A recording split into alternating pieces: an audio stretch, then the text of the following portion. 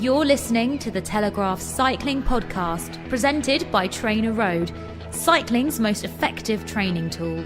I want to be the title sponsor. What's it going to cost? I think around 10 million. Yeah, that's a bit out of my budget. I have the impression that we are in the place where we have to be now. Greg had a really bad back all last week, so we caught up on your podcast with me giving him a back massage and him listening to you guys. That's a wonderful image. With exclusive interviews and the best analysis on two wheels, this is the Telegraph Cycling Podcast.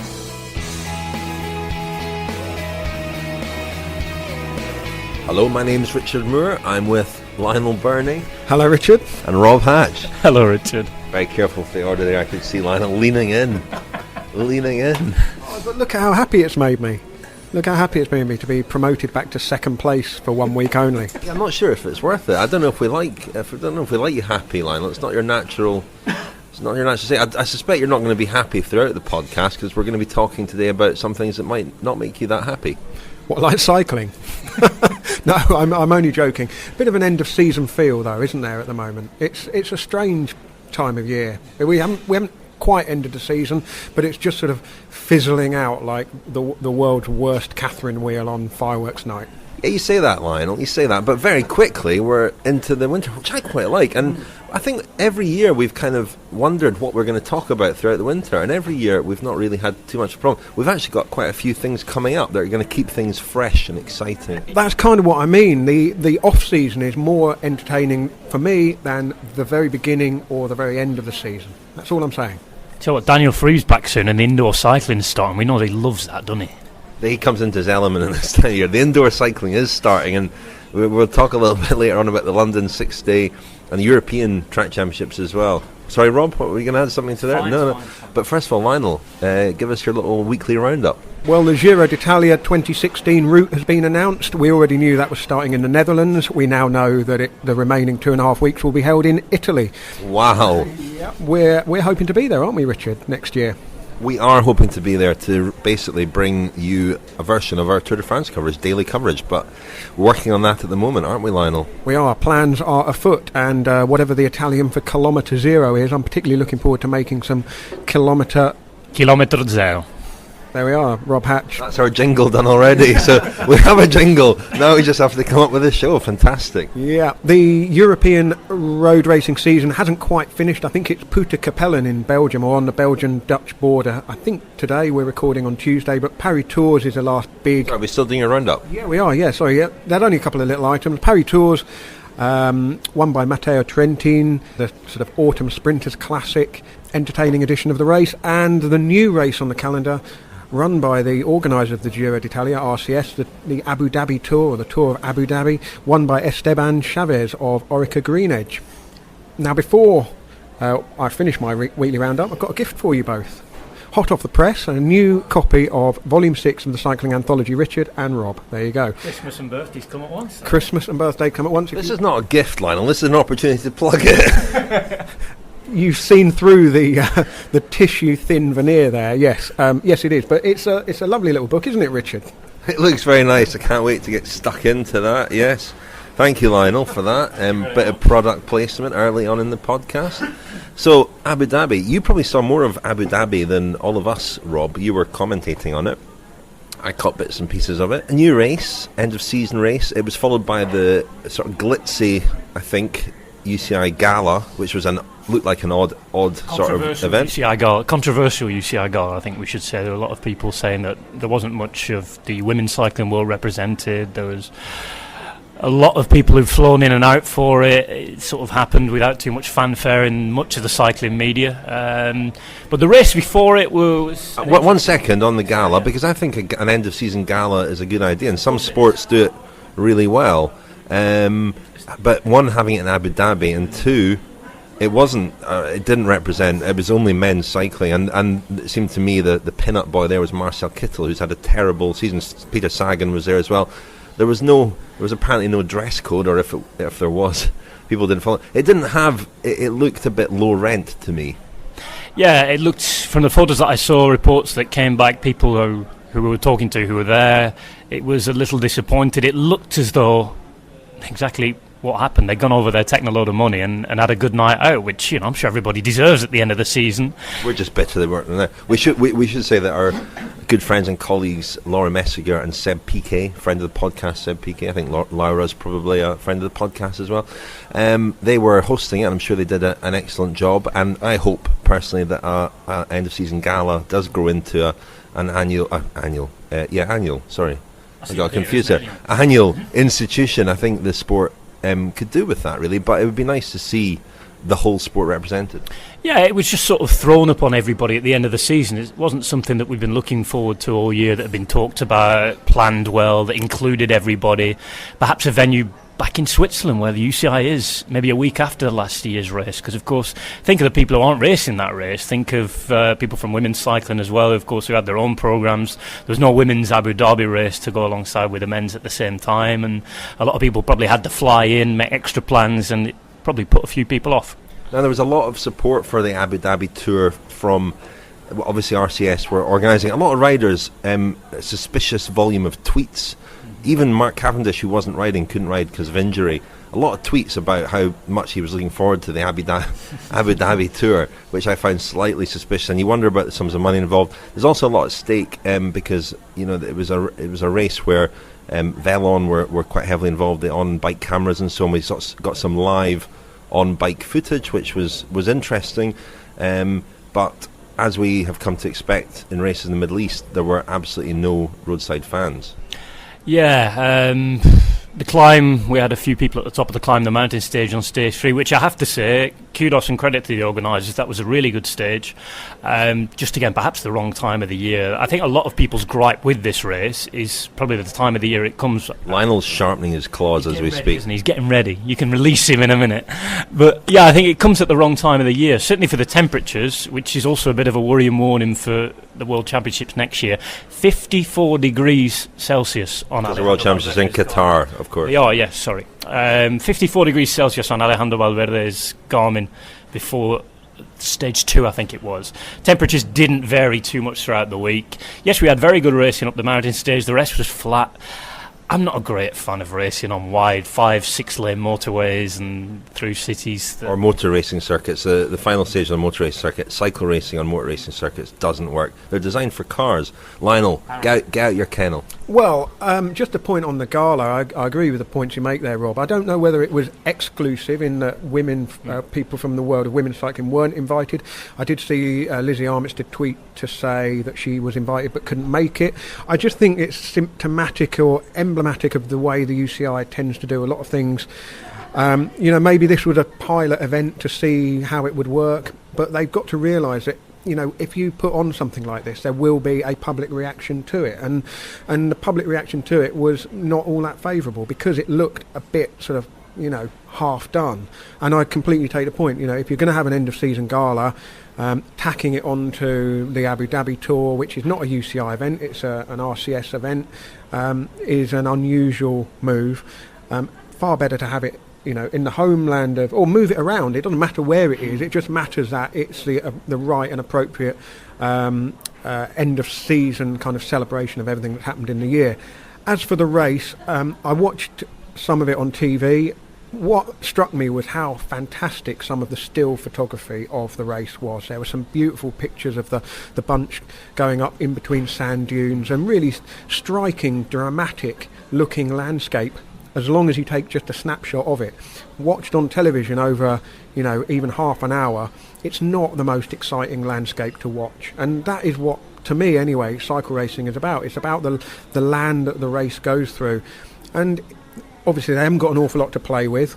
They've got a lot of sand. They've got cities that all look kind of the same. And Rob and Rich, you both make the point, wide roads. We talked about this about the Tour of California, haven't we? Why is it that it doesn't really get the blood pumping? It's because the roads are too wide. The bunch isn't forced to do anything interesting, so it can just ride along in 8 or 10, 12 abreast. And I think they are fundamental challenges that the race would have to overcome. One last point on the Tour of Abu Dhabi and the riders tweeting, which you made the point, Rich. There's no doubt this is a business transaction. This part of the world has got an awful lot of money and they're trying to find ways to spend it, and top level sport has proved to be a successful way to invest money. You know, the World Cup's going to Qatar, big golf and tennis tournaments happening in that region. Cycling wants a piece of that action as well. But I caught an interview with Bernie Ecclestone on the BBC talking about the possible demise of the Red Bull motor racing team, and he made what I thought was quite a telling comment. He said the reason he likes the Red Bull team is that they will always be up for doing publicity when they're trying to break a new territory. And I thought that really kind of strips back the layers and lays bare what top level sport is about, and cycling's just trying to get in on some of that action. So you need some contraflows in the desert, some parking cones. Get the parking cones out. A sponsorship opportunity. Cycling podcast, parking cones.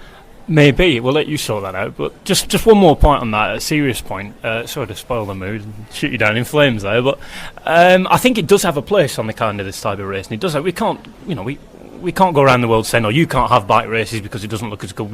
It can only be done in Europe. It can only be done here. No, everybody has to have the chance to have bike races and put them on. But in October, it's a lot hotter than it is in February when the rest of the Middle Eastern races occur. And again, let's not bunch them all together. I've been to Tour of Oman. That's a much more interesting landscape. There are narrower roads, there are natural mountains, there are different things happening. But Qatar, Dubai, Abu Dhabi, perhaps we should have them January, February, when it is cooler. That is the time of year you can be going there, and it's great preparation for the classics. Good distance. This is the Telegraph Cycling Podcast. Join us on Twitter and Facebook. Just search online for the Cycling Podcast.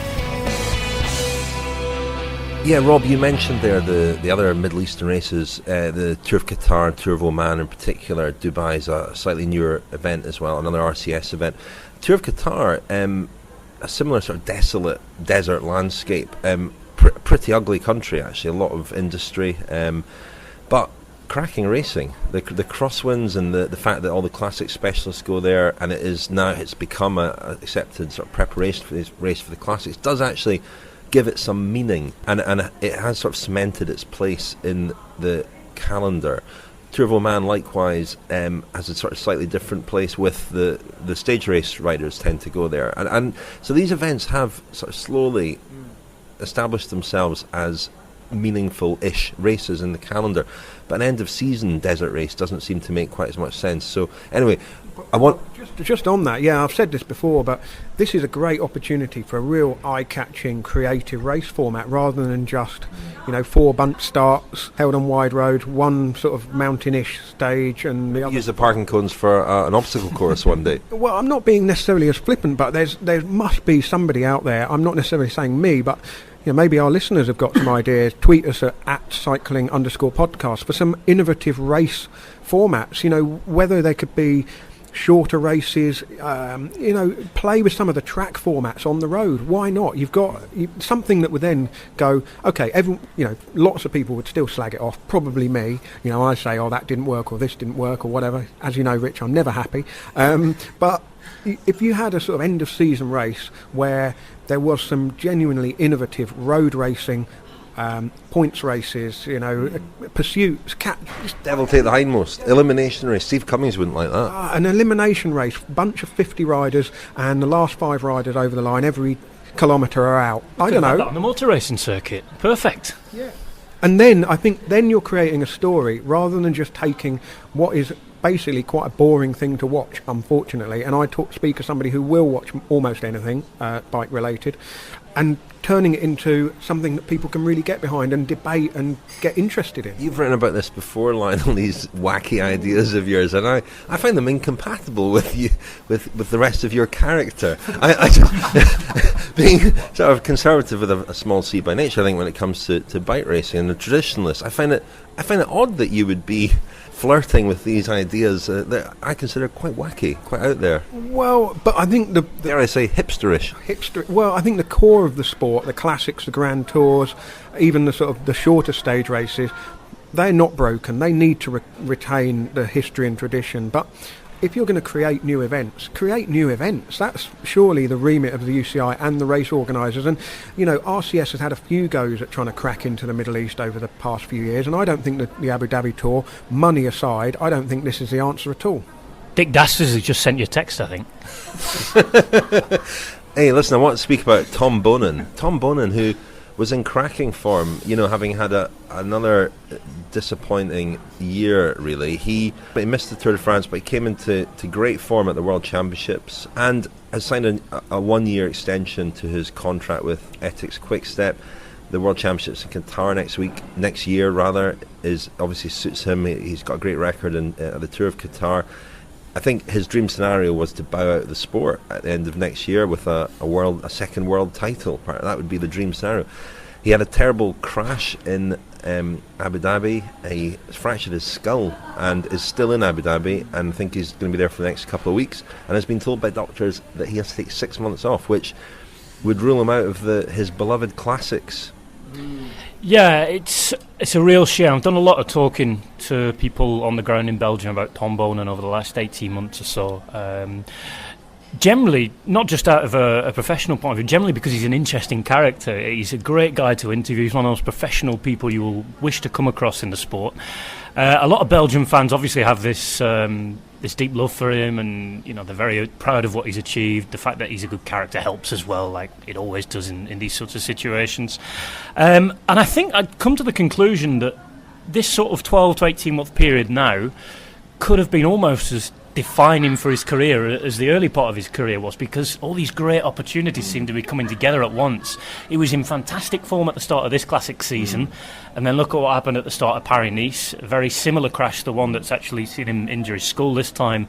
Saw him do his shoulder and put him out of the classics earlier on this year after he'd been in great form in Qatar, Oman, all those sorts of places. He was up there again in big bunch sprints against very fast sprinters for the first time in quite a few years.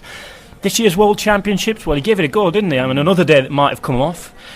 Great form, won a race before going to Abu Dhabi. Abu Dhabi, this happens, and if he misses next year, he's only got really the World Championships to cling to after that. Yeah. How does he go about it? How does he build up to it? And then, if that doesn't satisfy him, does he have to go again the year after for the Classics? It could become interminable, and a really, really big decision, I think, has to be made by. It's a real shame. He thinks that he'll be back on his bike in 2 weeks, and riders often don't follow doctors' instructions to the letter. Who knows? He knows his body well, but yeah, that final year next year could be destroyed if that prognosis is correct, and it is a real shame. I've been struck by the number of crashes and the severity of the crashes he and Fabian Cancellara, his other great sort of classics rider of this era, have suffered in the last couple of years. And this was a freak incident. Theo Boss went down as well. I think it was a bit of metal on the road, so I don't think any blame can be ascribed to anybody. In fact, there was an amusing story which Gregor Brown wrote in Cycling Weekly about Theo Boss being lost. When he came out of hospital, he had to get a taxi back, didn't have any money, a taxi back to the hotel, didn't have any money, and some local woman in Abu Dhabi took pity on him and paid for his painkillers, I think, in the chemist, and then drove him back to the hotel. It made him phone his mum en route to tell her he was okay. Theo Boss is 34, I think. Anyway, Tom Bonen, Fabian Cancellara, I don't think there's any connection between their advancing years and the number and severity of crashes, but it is quite striking, isn't it, just how many times those guys have come down heavily just the last couple of years. Well, yeah, and when the big guys hit the deck, they make more of a rumble, don't they? Because we notice, the headline was Tom Boonen's crashed, and when Cancellara goes down, that's the big headline, regardless of who else has come down in perhaps the same crash. But it's been a shame, and we commented on it during the Classics. It was a shame that they were both looking for one last kind of big head-to-head, and we may now not see that at all. That might be it for the Bonen Cancellara era. Which is a shame. And we did a Friends special podcast on Bonen and Cancellara, of course, just days before they were... Immaculate timing, the jinx of the cycling podcast. Just days before they were ruled out of the Classics. But you can become a friend of the podcast at thecyclingpodcast.com, £5, still 3 to come. The next one will be a special with David Miller.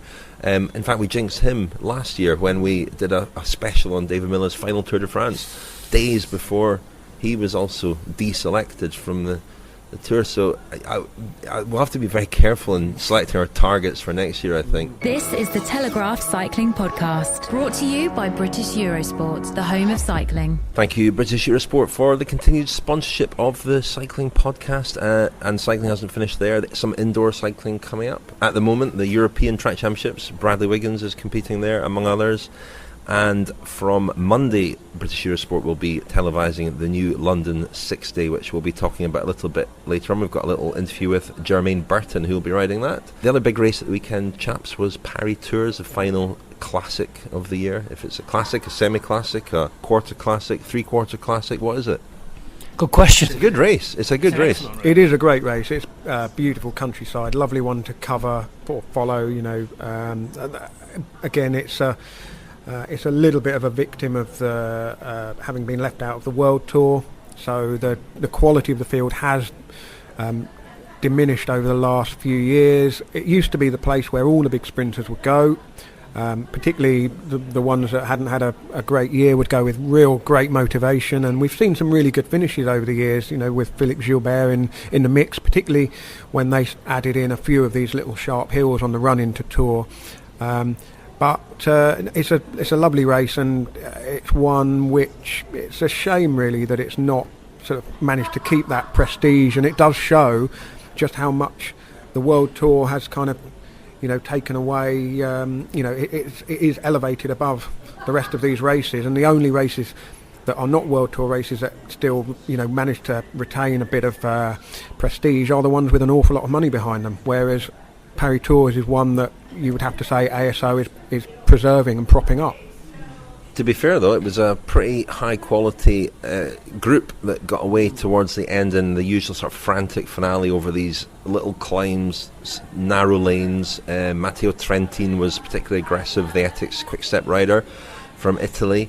He got away with Greg Van Avermaet from BMC and Tosh van der Sande from Lotto Soudal. A strong group. He's only 24, Van der Sande, a very promising and quite a versatile young rider. Van Avermaet, Trentin obviously far more established. Van Avermaet, perennial second, although he did win a stage of the Tour de France this year against another perennial second, Peter Sagan. But Van Avermaet seemed to suffer a puncture in the final kilometre. He stuck his hand up at one point. I'm not sure if he expected a wheel change, but he stuck his hand up. Then he was bouncing up and down, and he seemed to have a terrible slow puncture, which meant he couldn't contest the sprint. And Trentin took a fairly easy victory. Yeah, I think anybody who's seen Matteo Trentin racing recently in the last 2 or 3 years, after those sorts of hilly sorts of days, he tends to be the quickest anyway. I think I'd have put money on him to beat Van Avermaet towards the end there. Van der Sande, it's good you mention him. He's a rider. I have it on quite good authority that a few teams were interested in taking him for next year. In the end, it looks as though he's going to stay at Lotto. Continue his development there, and he's in a good team to do that, surrounded by good people, not too much pressure there like there would be at Quick Step or anywhere else as well. So good to see him up in the end of the race, and yeah, I have to admit we were of course working on Abu Dhabi at the weekend, but in the corner of our eye we had a little monitor on with Paris Tour following that towards the end, and it looked a really, really very exciting finish from the bits that we managed to see during the ad breaks. And yeah, why isn't it World Tour? Disappointing. It could be a fantastic big finale to the season. Yeah, it's good having Lombardy up there as a monument to finish things off as well, but why not give the sprinters something to look forward to, because it seems that apart from the Vuelta there's nothing else towards the end of the year now. We call it a sprinters classic, but is it really a sprinters race these days? It doesn't, it seems to more favour a puncher type rider, Philippe Gilbert, who's won it a few times. John Degenkolb won it in 2013. Going back a bit, Alessandro Petacchi, Eric Zabel won it a few times, but Mark Cavendish, who has ridden it, has never won. He rode it just after becoming world champion, didn't he? 2011. Yes, he did. I think there's a famous quote that gets thrown back at him when he said he wanted to win it 4 times, because Eric Zabel, who at the time was working with the HTC Columbia team, he'd won it 3 times. I think that is the record. But yeah, they put these little climbs in because the finish in the Avenue de Grammont, I think it was becoming a little bit predictable. Eric Zabel would win, and it would always be a bunch sprint. The riders attacking to try and get away. I think that was a very famous example was when Richard Virenque went on a crazy long break, and it's one of those races. It's like a transition stage of the Tour de France almost, but a classic. But they've certainly gingered it up in recent years. As to why 2001, Richard Virenque. It was, yeah, just after he'd come back from his suspension, I think, and quite controversial at the time because I think it may even have been his first race back, and he went off on a big break, 200 odd kilometres on his own and held on at the end. One of those stories where you want to herald the incredible feat, but there's too much backstory to really celebrate it. But Paris Tours, it's a victim of exactly what you were saying, Rob, about the need to open up cycle racing to the rest of the world. We can't continue to have all the biggest events in a handful of countries. The Telegraph Cycling Podcast, brought to you by Trainer Road, cycling's most effective training tool. Pair your power meter with over 800 workouts and 80 training plans to make you a faster cyclist. Visit trainerroad.com/SPC to try Trainer Road risk-free for 30 days. Thank you very much to Trainer Road, who throughout the winter will ensure that we are able to keep bringing you these weekly podcasts. They're a US company. They are sponsoring us. It's a bit more than a sponsorship deal, because the three of us, myself, Rob and Lionel, are also signing up to follow one of their training programs. We have now had the date of commencement, October the 19th. Lionel, I think you were in discussions with Trainer Road last week, high-level discussions. I was trying to get a bit of early intelligence about what is involved. Should just point out, Trainer Road don't actually set the training plans, but there are plans that you can follow. But really, it's like having an electronic motivation device to set you a target, get you training, and we're going to feel like we're letting ourselves down if we don't follow. With a real coach as well, we should point out. Coach Chad is going to be coming on the podcast. Well, we're having a real coach, aren't we? But the Trainer Road, but that's because we're basically clueless dunderbrains and we need a bit of help, and we're going to be shown the ropes, exactly how it works. But I'm assured that it's very easy, and that even a Wally like me will be able to follow it. He is the coaching brains behind Trainer Road, and so we'll be hearing from him on the podcast as we go through our programs with an end goal in sight, which we'll tell you a bit more about later on. Okay, so we've got a couple more things to talk about, and we've got a little interview with Germain Burton, the young British rider who will be riding the revived London 6-day. When was the last London 6-day, Lionel? 1980? 35 years ago, so whatever that is.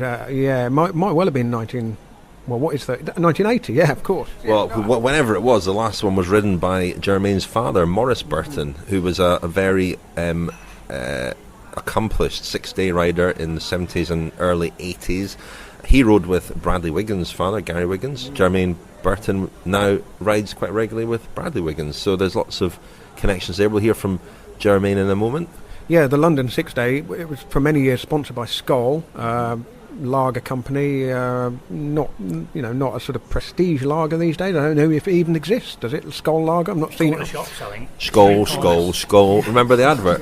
Yeah. But I remember buying a London 6-day. I wonder what you were going to say there. Buying a six-pack Skoll London 6-day program at a car boot sale in about 1986-87, and that was my sort of.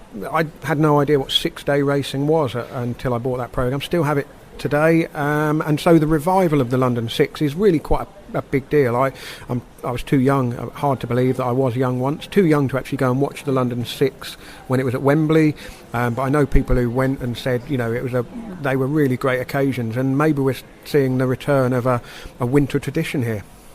Well, I mentioned I went to see Germain Burton, who's based most of the time in Manchester at the British Cycling Academy up there, but was back at his father's bike shop, Divers Cycles, in Streatham, which was a 12-minute bike ride from my house, so it was a nice, easy interview to carry out. I went to speak to Germain, who's riding the London 6-day with his British teammate Mark Stewart, and here is what he had to say. So, Germain, we're in your dad's bike shop here in South London. You're riding the London 6-day. You've had a little taste of 6-day riding before, you were telling me, in Bremen. What was that like? It was actually my first Madison. It was an eye-opener. I was sort of expecting it to be, what I was faced with, but, when you're, chucked into the situation, you're on a 166, it was carnage, if you like, but got into it. We slapped off a couple of times over the course of the weekend, but we ended up, sort of finding our feet, and by the last session, we won the last session, and we ended up, third overall, I think, so we didn't do too bad, but it was a great atmosphere, obviously, on a 166, a really compact track, in a big arena, massive crowds there, and it's given me a good little sort of introduction into what the 6-day scene's like, and I'm looking forward to picking up, sort of where I left off a couple of years ago. But Madison racing is obviously at the heart of 6-day racing. to watch a Madison race is pretty confusing. Having a perspective on it from the outside of the track, being in a Madison race, how on earth do you keep track of what's going on? I mean, you've got your own, partner to concentrate on and not miss a changeover, but you've got that. But also, do you find that the racing quite confusing, or when you're in the middle of it, is it actually, do you know what's going on? Well, to give you one instance, the last Madison I rode was at the Derby Revolution round in August. Brad and Cav were there riding together. So they were riding in the new GB kit. I was partnered with my housemate Matt Gibson. We were wearing ODP kit, which is similar to the GB national kit. Cav, he asked someone, if they could change our jerseys because they look so similar. And I think for someone of, a former world Madison champion, to ask, they were quite similar. But I don't think he'd have mistaken you for Bradley Wiggins, would he? Wiggins might have mistaken you for Mark Cavendish, maybe. I don't know, but for someone like him to say something like that obviously shows that this concentration massively is required. And sometimes when you're absolutely on the limit and you look over the track and you're trying to spot your partner out, it can be difficult. And I know myself a couple of times, even in that race, like once I looked around, 20 laps to go, and you're like really like swinging. You look again, and your partner's like attacked or whatever, and you sort of been caught out. I have to be fully switched on for the 6 because it's going to be a hard race and you don't want to be caught out there. Yeah, I think there's going to be 18 teams, so if you take like points race for instance, it requires a lot of attention. You've got sprints every 10 laps or whatever, but even in a Madison, you're going to have like 36 riders on the track. Yeah, you really have to be switched on. You enjoy it? Oh yeah, definitely. I think it's one of probably like the most exciting race I find anyway, and I like to get stuck into a Madison. I really enjoy it, and sure, you have to be like, it takes a lot of concentration, but I think it's a really enjoyable discipline on the track. Yeah. Tell me about your dad, obviously famous 6-day racer. Has he spoken to you a lot about the 6 days? Is that something that you've grown up having an appreciation of through your dad? It gets to a point now where he would tell me a story and I say, I've heard that story 10 times before, but no, it's all good. I grew up listening to those stories, and it's all very interesting, and you get an insight into, obviously, you hear the names, you hear like about Patrick Serkiu, Pinan, my dad's friend Roman Herman. He's also like told me a lot about the race, and it's hard to think when you put on the spot, but yeah, I mean, it was really big back then, and my dad's, I think, told me like one winter he may have ridden about 17 or so 6 days. Some days he'd like travel from one through the night, start the next night. Yeah, I mean, there's a lot of history in it, and nice to see that there's an effort being made to try and revive it, especially in London. Nice to see about 35 years later it coming back, and no, I'm really, really looking forward to getting stuck in, and my dad would be there on hand, so if I have any questions, which I'm sure me and Mark will, then I'm sure he'll be happy to give us a bit of advice. Yeah. Okay, we heard there from Germain Burton. So we're going to go to the London 6-day. I think next week's podcast will come from the London 6-day, Lionel, is that correct?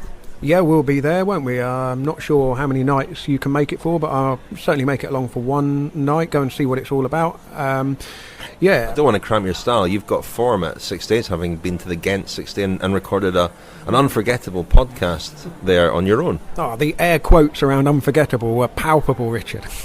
There are no air quotes at all. How can I do air quotes when I'm holding a microphone?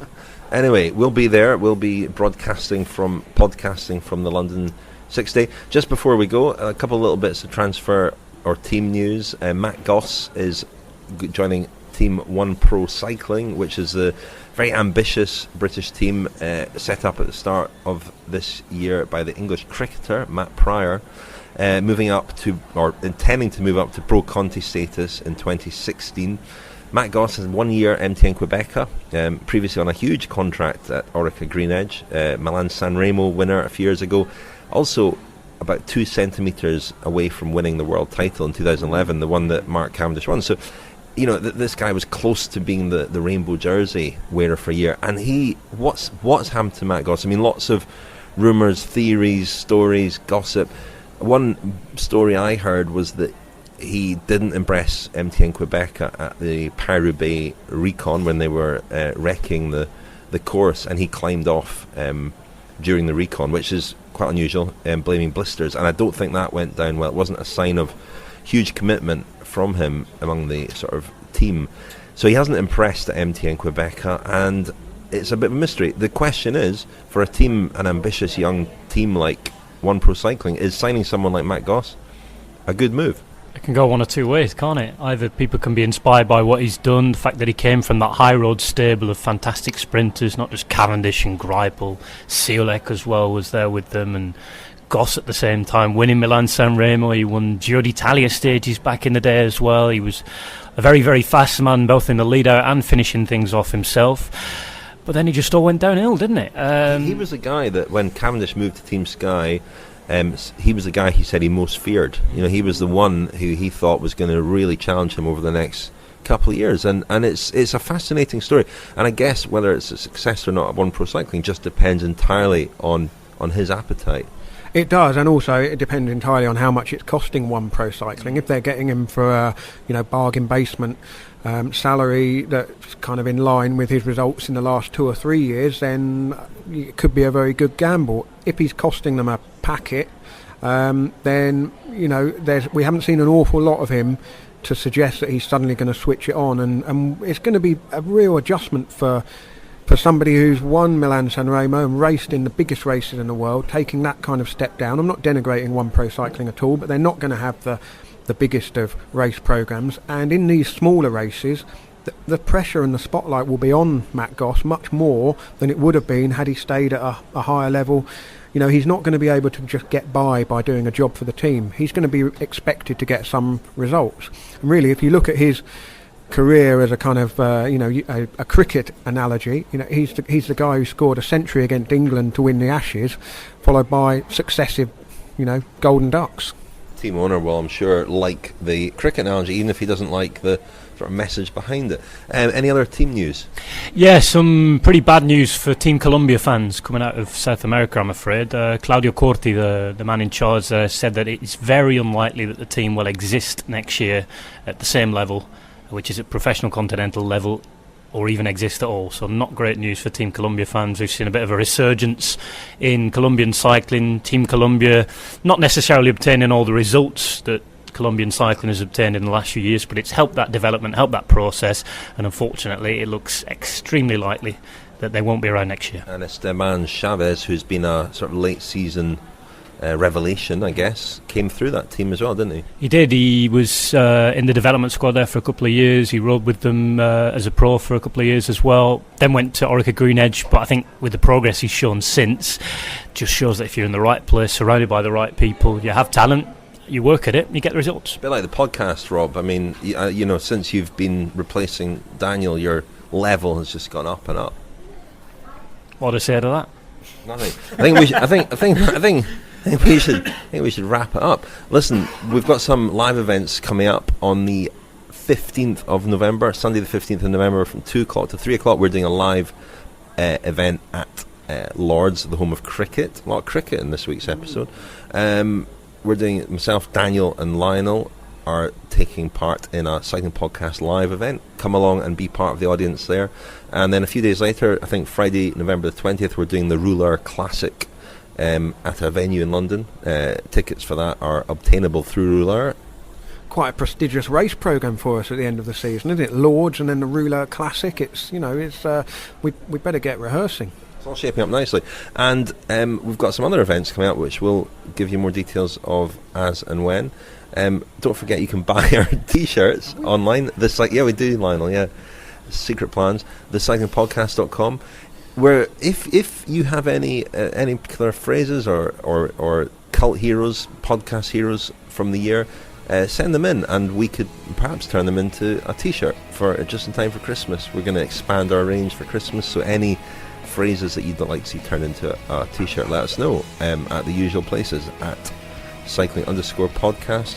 We're on Facebook, where we have an email address as well, cyclingpodcast@outlook.com.